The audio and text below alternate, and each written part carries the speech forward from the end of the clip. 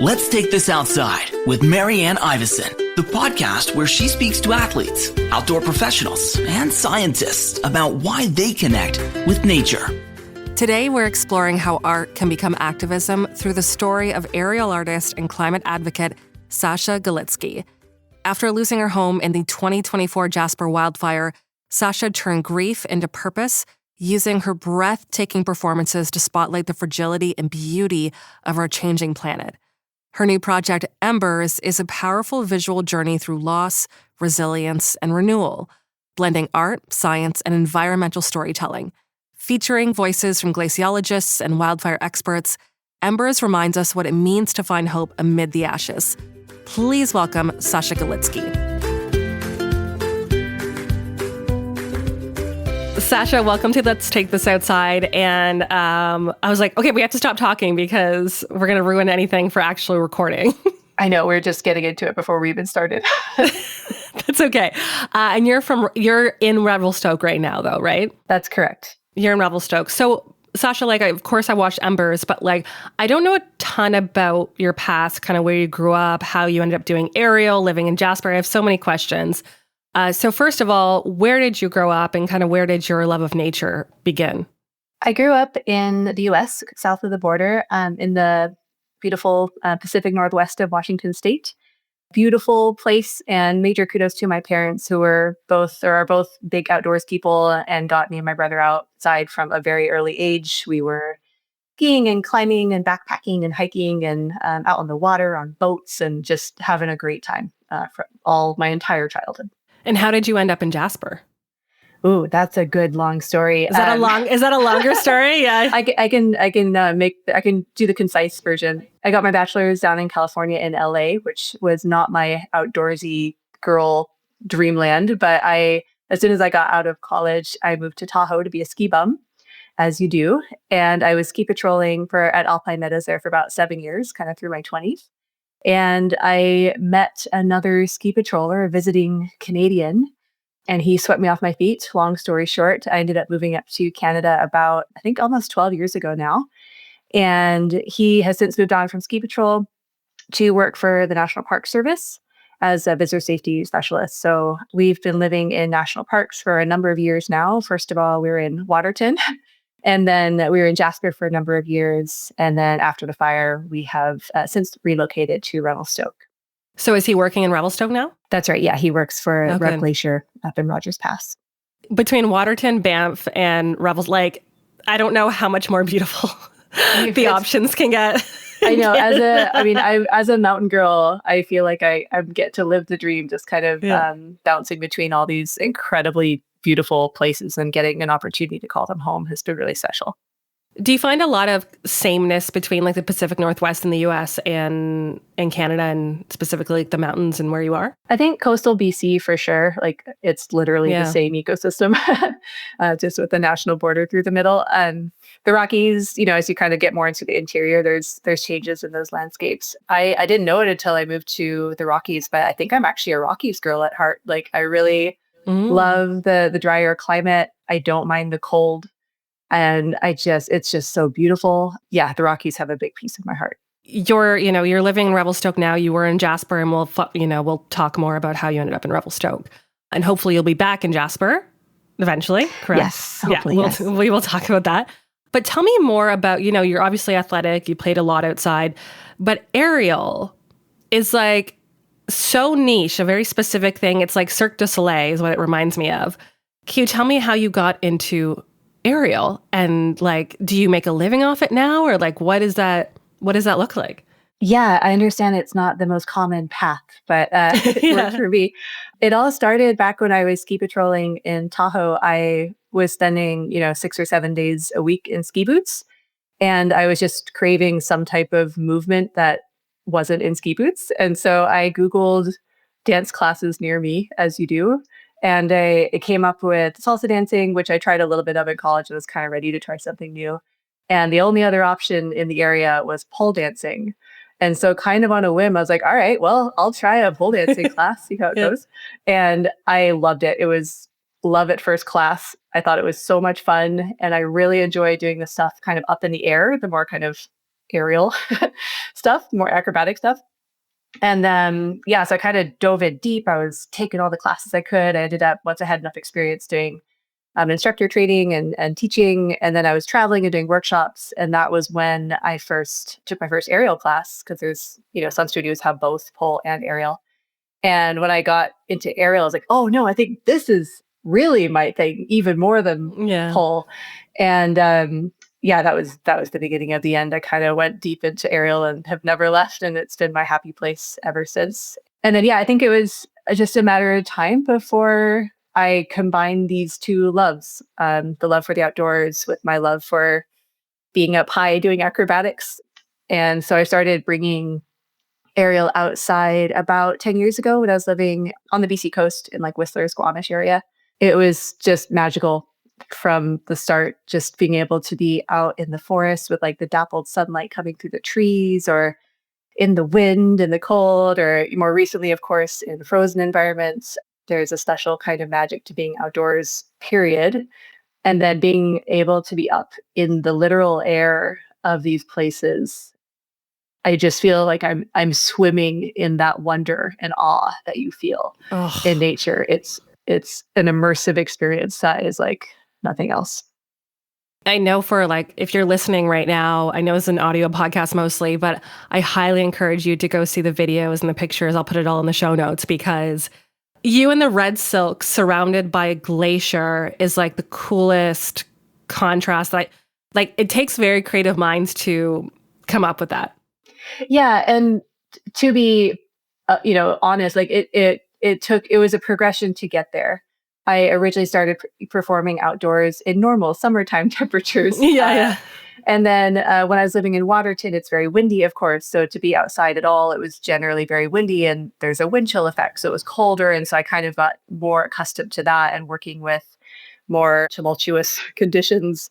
And then slowly started, the first time I rigged in a glacier was in the summertime. And then over time, I worked up into, performing in the middle of winter in glaciers. So it was a progression over the course of many years while I was learning how to do that safely, learning my own limits and how to kind of check in with my body to make sure that I could do this safely. Yeah. I want to know, before we dive into Embers, I want to know how you got hooked up with Trixie, who I interviewed previously for her documentary Wildflowers. And she was like, you have to talk to Sasha. You worked with her on Wild Aerial. Yeah, that was our first film together. We actually met through, I think, another former podcast interviewee of yours. Megan Ward. Was it Megan Ward? No, it's actually, Paul Ziska, Megan's husband. Oh, Paul Ziska. Yeah, so Paul and I had connected about possibly doing some photography together. And so Paul's like, oh, coming out to this glacier, we're going on a glacier adventure day, just going to poke around, see what we can find out there. And Trixie had come along as well, because, also friends. And so Trixie and I met very fittingly on a glacier through our mutual friend, Paul. Yeah, I think we hit it off really quickly. We have a shared love of snacks and outdoor adventure, and especially the two together. And then, I got to know a little bit more about what I do. And she reached out a little bit after that. I think she said she likes to say she slid into my DMs and to ask if I might be open to showcasing what I do on film, which was fantastic timing, very serendipitous, because I had been working primarily with photographers outdoors. So I would capture what I was doing with photography, which is very wonderful and powerful. And of course, good photography can capture motion, but not quite the same as film. And of course, aerial is a movement art.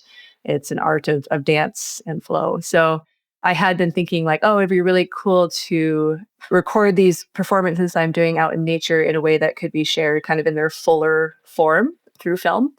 And so when Trixie reached out, it just felt like a great, perfect timing. And we had a bunch of meetings to kind of talk about like, okay, what would this look like? And cool. We hit it off, and we've been having a great time working together ever since. And then your life took a wild turn in July of 2024. And I think everyone will remember this, the massive wildfires in Jasper National Park and in Jasper proper, like the town. And I will say I've been lucky enough to be able to make the drive. Like my sister lives just outside she used to live in Canmore. She now lives in Cochrane, Alberta. I've done the drive from, Canmore to Jasper a handful of times. It is the most exquisite drive, probably one of the most exquisite drives in the whole world. Jasper has a special place in my heart because it's such a it's not like Banff. It's different. Or maybe it's changed, pre-fires, but there's something very special and a little bit more wild about Jasper. Very far north. It's beautiful. I know people love visiting, but in July of 2024, there's this massive wildfire that, took news headlines everywhere. But that hit you very personally. Take us through what happened during the Jasper wildfire, and you lost your home. Yeah, we've been living in Jasper for a number of years. We had bought our own home, and it was kind of our dream home. We had our little yard for the dog, and we had a garage for all of our outdoor gear. And I even had these tall living room ceilings. So I had my own aerial training space in my house, which was a dream for many years. So yeah, it was, we were really, just feeling good about our little last Jasper life in this, incredibly beautiful place. And then, so in late July 2024, both my partner Marcus and I were both traveling. He was teaching a course, I believe, in the Bugaboos climbing course, and I was at an aerial festival in Ireland on the other side of the world. And so when the evacuation order first came through, I learned about it at 3 a.m. when I woke up on the other side of the world in Ireland, jet lagged. So I woke up in the middle of the night, checked my phone, and I just had, just a bajillion messages from all my friends and from our neighbors who were watching our dog Raven. And they were all evacuating and on their way out of town. And I was really far away. And it was very overwhelming. The biggest challenge at that time was just trying to get a hold of Marcus, because he was, of course, in the backcountry, and I was trying to find the right inReach number so I could get a hold of him to hopefully, so he could get out to go get our dog. And I was like, maybe I need to hop on a plane. It might be faster for me to get home from Ireland than for him to get out of the Bugaboos. It was very chaotic. And those first 24 hours or so was just like the logistics of like, how, where are we and what do we do? And it was just full chaos. And I remember, I think at the time I was just so caught up in the logistics of it. Like I didn't really think to fear that the fire would hit town. That felt just improbable. Like you never think this kind of thing is going to happen to you, right? And so that really wasn't top of mind. And I remember Marcus, was able to get out of the backcountry, and he's part of emergency services for the park. So he was plugging into what was happening. And I remember talking to him, I think it was on the Wednesday night in Ireland. And he said, they think the fire might hit town on Friday. And that was the first time that it really hit that like, oh, this could actually happen. Like it just like bowled me over. But I was like, okay, well, it's Wednesday now. I've got, 48 hours to kind of like wrap my head around this and try to figure out like, what does this mean? Or, whatever. So I went to bed in Ireland and I woke up once again at 3 a.m. because jet lag. And I opened up my phone, as you do, and I saw a photo of my street on fire. And so it was hours. And I went to sleep, I woke up, and I was like, I think my house is gone. Like based on what I'm seeing here and where the fire is and where my house is. And that was confirmed later that day. There was some photos circulating of just firefighters taking video of the streets. And we were all watching those avidly just to see if we could identify our own houses, like if they were standing or not, or like what type of condition they were in. And ours was leveled, like there was nothing left but ashes. I'm so glad, first of all, that you are safe, your partner's safe, your dog's safe. But you mentioned something in the film that really got me. And here's the thing. It's like you said, it was your dream home. You're really attached to it. It's a beautiful place. You mentioned a few things that are irreplaceable, including, I believe it was your father-in-law's ashes. That really got me because my mom's ashes are on my bedside table. And I've actually thought since, I'm like, okay, well, if there's a fire, like that's the first thing I'm grabbing. Right? Yeah. So sorry, so that that got me. I get it. But was there, do you wish you were home? Do you wish you were home that maybe you could have grabbed things or like done anything differently or? Yeah, I remember when the evacuation order first came through, I had this it was almost a sense of relief that I wasn't having to go through this stressful overnight experience of having to be up all night trying to drive out on the single lane road that was left open after the fires closed the other two routes in and out of the park.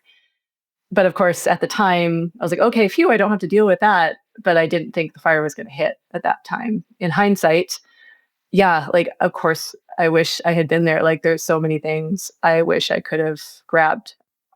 I think you hear about like, oh, like it's good to pack a go bag and like pack all of the things you want to save, just in case you got to grab them, like have them by the door. And all of that is a great idea. And people should absolutely do that. But I think what's missing is like, what if you're not home to grab those things?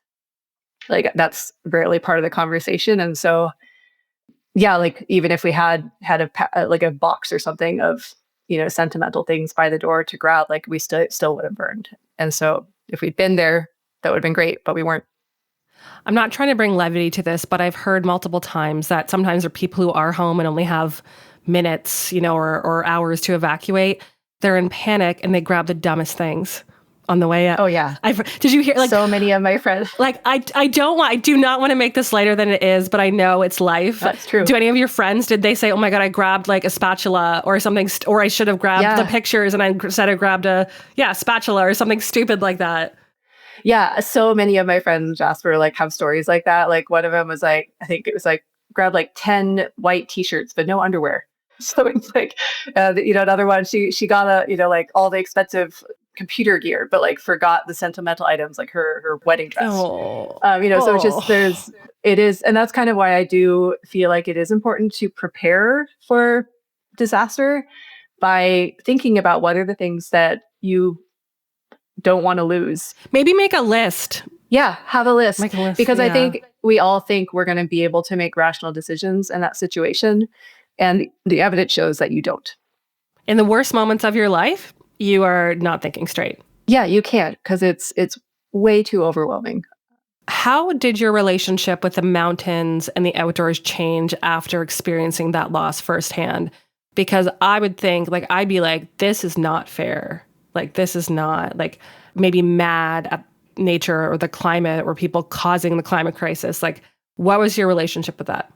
I just love the mountains so much. And it was hard to see. The Jasper wildfire was in large part caused by human-caused climate change. That's not the only reason. Obviously, wildfires are a natural part of the environment, but there's absolutely a climate change factor to that fire and to so many of the fires that are currently burning around Canada. So that hit home pretty hard for me. I was like, this is a terrible thing that myself and my community have had to go through. And we're not unique. We're not special. I know Jasper got a lot of media, but there are so many other communities that are facing the same level of loss. And it's something that we humans have the power to impact.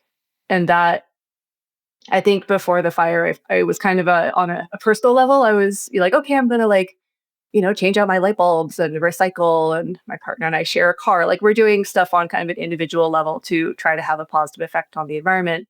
But after the fire, it kind of hit home to me that is valuable, but not enough. And that really kind of lit a fire, sorry, no pun intended, to think about like, what more can I do? What more can I do to have a positive impact on environment, on climate, so that this doesn't happen to other people? Let's take this outside with Marianne Iveson. Let's Take This Outside now has a newsletter. Keep up to date with outdoor news, events, and great discount codes and deals from our partners. Sign up today at letstakethisoutside.ca. In Embers, you perform among burned forests and these receding glaciers like the Arch, which I want to ask you about. What was the significance of bringing your art into these vulnerable spaces? I've been performing in glaciers for a number of years and revisiting the same glaciers year after year. I've been witnessing them retreat and recede in real time, which has been very striking. I've been seeing that with my own eyeballs, and it's wild to experience. And then I lose my home in a wildfire. which has, similar roots as glacial recession. These are both aspects of the mountain environments that I love so much that are being impacted by climate change. Um, Performing in these environments is my way of drawing attention to how special they are and how much they're changing, and hopefully drawing attention to like what we can do about it. Like we have the power to impact climate change. And I believe that you're not going to be inspired to protect something unless you care about it. And my hope is that I can use art to help connect people with nature, connect people with these beautiful places that I love. And in doing so, share that love and invite other people to care about these places as much as I do, so that we can all work together to protect them.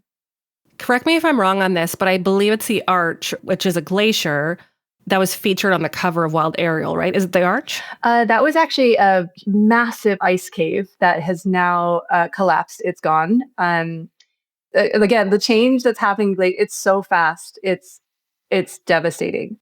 So the cover image of Wild Aerial, that feature is no longer. There is an ice arch in Embers, which is also incredibly beautiful. It was a moulin, like a kind of a hole in the ice that the water ran through, and it kind of carved out this circular tunnel through the glacier. And then as the glacier has melted, that tunnel has been exposed to the air, and then part of it melted out entirely. So it became this circular ice arch, a really unique feature and such an incredible place to perform. Like I saw that and I was immediately like, oh my gosh, like it's hard to find overhanging places in nature from which I can, perform aerial. And this was, just such an incredible opportunity to perform in a beautiful glacial, place. And it was really special. And we even got a blizzard. It was like snowstorm. It was like I was in a snow globe in this ice arch. Like that day was magical. And unfortunately, by the end of the film, the arch was, when you went back to visit it, it was gone, right? Yeah, over the course of 3 or 4 months, I performed. Yeah, it was quick, right? It was really fast. Very fast. And it wasn't summer months. I performed in February, and it was a very strong looking arch. You'll see it in the film. And then in June, we returned and it was gone. Or you could still see the walls, like you could see the shell of it, but the ceiling had completely collapsed and the entire thing was melting away. The documentary also features perspectives from glaciologists and wildfire experts, which I thought was super cool, a great angle. It sounds like you learned a lot from them. What are the biggest lessons you took from those experts? Yeah, I really was grateful to Embers for giving me an excuse to pick all these incredible people's brains. I got to talk to some really inspiring folks like Dr. Amy Cardinal-Christensen, Dr. Alison Cristotello, and many more. And I was able to just kind of sit down with them and really dive deep on what's happening in wildfire, what's happening in glaciers, not just in Canada, but around the world. And what really, I think, what really kind of came home to me was that a lot of, we're seeing these trends that, whether it's fire, whether it's glacier, there's an increasing trend in both in terms of the loss we're seeing. So with wildfire, we're seeing wildfires burn more land each year, and they're getting more severe, more powerful, more likely to be out of control and destructive, both to landscapes and to human infrastructure. We're seeing glaciers, they're receding at an increasing rate, not just in Canada, but around the world. And that's something I think is worth calling out, is that, sure, I'm a glacier nerd. I care about glaciers, but I understand not everybody maybe has the same level of passion about glaciers that I do. But what's important to remember is that glaciers are the root of so many water systems. That's where water comes from, especially in the late summer months, for billions of people around the world downstream. And so if we lose our glaciers, that will impact everyone, regardless of whether you've ever stepped foot on one or not, regardless of whether you care about, hanging out in an icy place like I do. Just the impacts of the increasing trends we're seeing in both wildfire and glacial loss are really concerning for, I think, all humans. Was there a particular scientific insight that kind of struck you, or kind of reframed the way that you see changes happening in Jasper and everywhere else? Dr. Alison Cristotello, she mentioned that based on current trends, we expect, I think, most glaciers in Western Canada to disappear by the end of the century. And if you think about how glaciated Western Canada is, that stops me in my tracks. Mm. And then Dr. Mike Flanagan shared that in the 1970s, when he first started studying wildfire, till now, we are seeing a quadrupling of acres or land burned in wildfires in Canada. And again, like those are also trends we're seeing, not just in Canada, but around the world. So I think, and like, wildfire isn't just something that affects the communities you're in. It's also that smoke circulates around the globe. The world, yeah. Literally. So even if you are not in danger, if you don't think you're in danger of, your house burning down, that smoke is still having its own kind of quote unquote downstream effects for humans all over.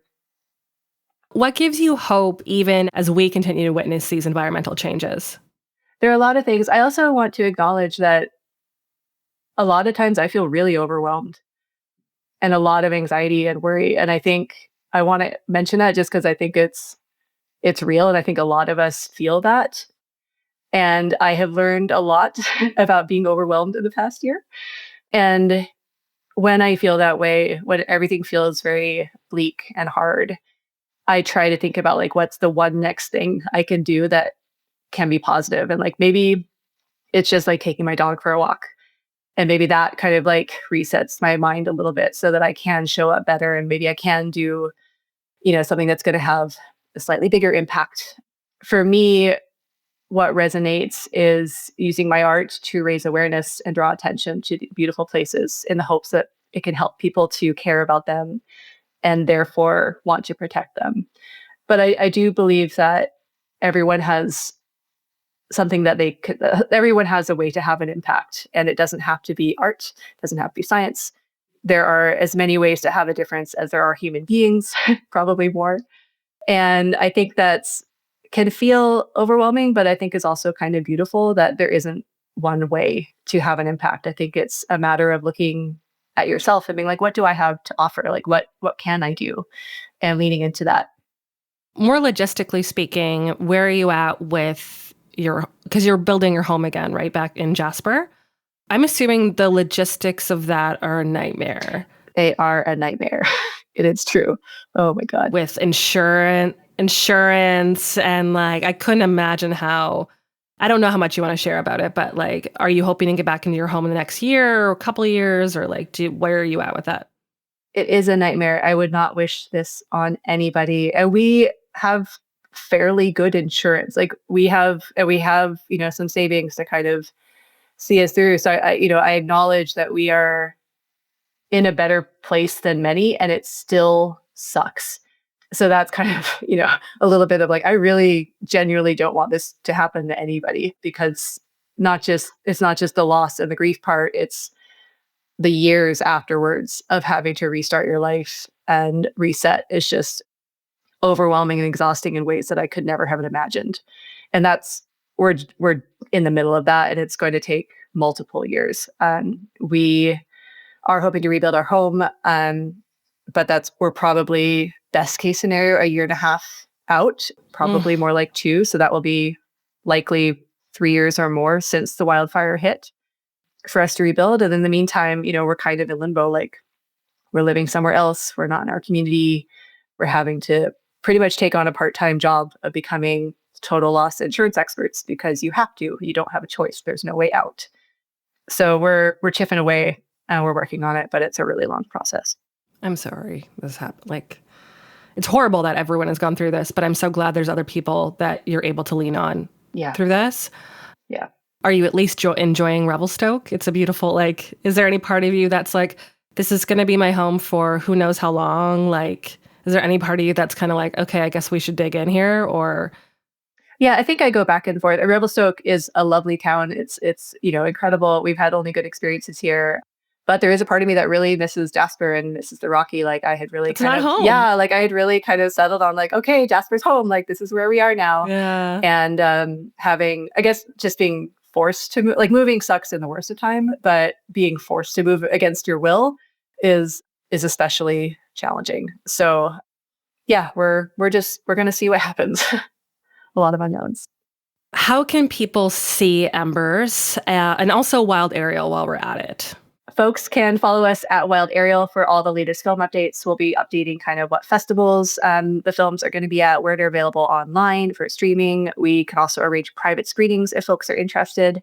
Embers is premiering, world premiere at the Banff Film Festival, and it will be available as part of the Fire and Ice Symposium, which feels incredibly fitting as part of their 50th anniversary celebration. And it will be available through Banff Online from November 12th through 23rd. So if folks want to check it out, that's online screening. I believe that's available to anyone in Canada or the US. For places beyond that, check out our website, wild-aerial.com, follow us on Instagram, or just shoot me a DM and I could fill you in on the latest. Thank you so much for sharing your story and Embers. I was very lucky to be able to see it. It is a gorgeous film. If you have a chance to see it, please do. Sasha, thanks so much for your time today. I appreciate it. Thanks for having me. It's been a pleasure. Thanks for listening. For more Let's Take This Outside, go to letstakethisoutside.ca. Produced and distributed by the Sound Off Media Company.